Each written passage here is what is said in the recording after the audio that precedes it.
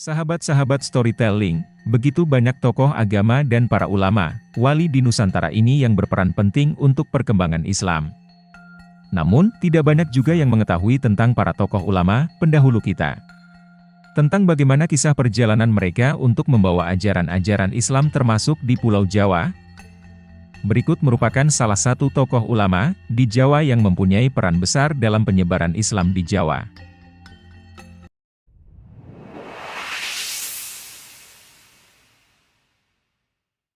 Assalamualaikum warahmatullahi wabarakatuh. Syekh Jumadil Kubro, atau Sesepuh Wali Songo, adalah seorang mubalik terkenal yang sangat membantu menyebarkan agama Islam di seluruh Nusantara. Salah satunya berada di wilayah Majapahit. Nama asli Syekh Jumadil Kubro, Husain Jamaluddin Akbar, lahir di Pakistan, India, pada tahun 1310. Dia adalah anak dari Amir Ahmad Shah Jalaluddin, Gubernur Amir Negeri Malabar dari Kesultanan Delhi, dan bapak dari para wali Songo yang menyebarkan agama Islam di Pulau Jawa. Syekh Jumadil Kubro juga merupakan buyutnya bagi Sunan Bonang dan Sunan Derajat, yang keduanya terus berjuang untuk menyebarkan agama Islam di Nusantara. Beliau juga dikenal sebagai seorang sufi yang memiliki kebijaksanaan dan kemampuan untuk berdialog dengan berbagai kalangan, termasuk para pemimpin kerajaan. Syekh Jumadil Kubro sering berdiskusi dengan para raja dan pembesar kerajaan mengenai ajaran Islam, sehingga banyak dari mereka yang kemudian tertarik dan memeluk agama Islam. Kompleks Makam Troloyo di Desa Sentonorejo, Kecamatan Trowulan, Kabupaten Mojokerto, merupakan bukti penyebaran agama Islam. Syekh Jumadil Kubro dan murid-muridnya dimakamkan di kompleks tersebut. Peziarah dari berbagai daerah di Jawa Timur hingga negara tetangga seperti Malaysia dan Brunei Darussalam masih sering berkunjung ke sana, terutama selama bulan Ramadan. Seorang wali Songo yang terkenal yang datang ke Nusantara pada abad ke-13 silam.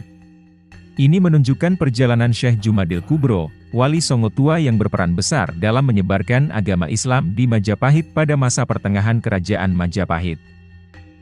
Perjalanan dan dakwah. Sejak kecil, Syekh Jumadil Kubro tumbuh di bawah asuhan ayahnya, Said Zainul Husain.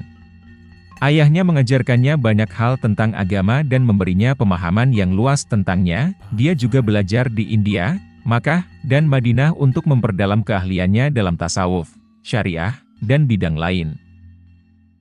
Syekh Jumadil Kubro pernah menjabat sebagai Gubernur Deccan India sebelum mulai berdakwah. Setelah pensiun, ia mulai menyebarkan agama Islam di berbagai belahan dunia. Ada beberapa literatur yang menyebutkan bahwa Syekh Jumadil Kubro pergi ke Kelantan di Malaysia, Samarkand di Uzbekistan, dan Maghribi di Maroko. Beliau tiba di Tanah Jawa pada masa Majapahit. Setelah itu, ia pergi ke Goa, Sulawesi Selatan, untuk berdakwah di sana. Berdekatan dengan kelenteng, Syekh Jumadil Kubro membangun surau pertama di Gunung Kawi. Karena dakwahnya tersebar di banyak tempat, ada beberapa tempat yang mengklaim bahwa makam Syekh Jumadil Kubro ada di sana. Cara dakwah Syekh Jumadil Kubro adalah berdagang. Syekh Jumadil Kubro memulai dakwahnya di Kerajaan Majapahit dengan berdagang secara sembunyi-sembunyi. Ini dilakukan karena dia percaya bahwa dakwah secara terbuka tidak mungkin dilakukan karena akan mengganggu Kerajaan Majapahit. Kemudian, banyak pertanyaan yang sampai sekarang tentang keberadaan makam atau petilasan beliau.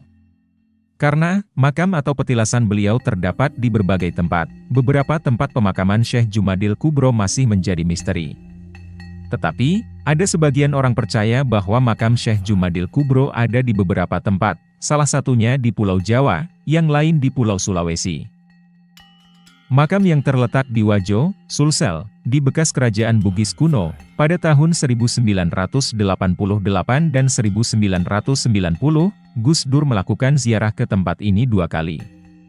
Dalam mimpi, kakeknya, Hadratus Syekh KH Hashim Asy'ari, memintanya untuk ziarah ke sini. Para habaib yang berasal dari keturunan Rasulullah Shallallahu Alaihi Wasallam juga sering ziarah ke tempat ini. Kemudian orang-orang percaya bahwa makam pertama Syekh Jumadil Kubro terletak di Trowulan atau Mojokerto, karena dia wafat di daerah ini. Makam Troloyo ditemukan pada tahun 1368. Ini dianggap sebagai makam Islam di masa Majapahit. Makam itu terletak di Dusun Sidodadi, Desa Sentonorejo, Kecamatan Trowulan, Kabupaten Mojokerto, dan memiliki banyak cerita. dan sekaligus menunjukkan jejak penyebaran agama Islam oleh Syekh Jumadil Kubro. Troloyo disebut sebagai Punjer Wali Songo karena di sana terdapat makam kakek mereka. Juru pelihara makam Troloyo, Arifin, 53 tahun, mengatakan ada 3 makam di area makam Syekh Jumadil Kubro. Di Troloyo sendiri juga terdapat 2 makam dengan julukan makam Teluh, salah satunya di dalam kawasan makam Syekh Jumadil Kubro ini. Ketiganya sama-sama berpengaruh dalam penyebaran agama Islam di Majapahit dahulu. Mereka disebut makam Teluh, karena mereka berjajar dengan 2 teman seperjuangannya. Mereka adalah Syekh Maulana Ibrahim dan Syekh Abdul Qadir Asni. Sebagian orang kemudian mengatakan bahwa makam Syekh Jumadil Kubro berada di Semarang. Di Terboyo, Semarang, ada makam Syekh Jumadil Kubro yang diyakini bersemayam. Sekarang, makam itu tampak luar biasa, dan orang mulai datang untuk melihatnya. Makam berada di Jalan Yosudarso, yang juga disebut Jalan Pantura Semarang Demak, di daerah Kelurahan Terboyo Kulon, Semarang. Sangat dekat dengan gerbang tol Kaligawe. Saat ini, makam Syekh Jumadil Kubro tergabung dalam sebuah kompleks yang mencakup area untuk masjid.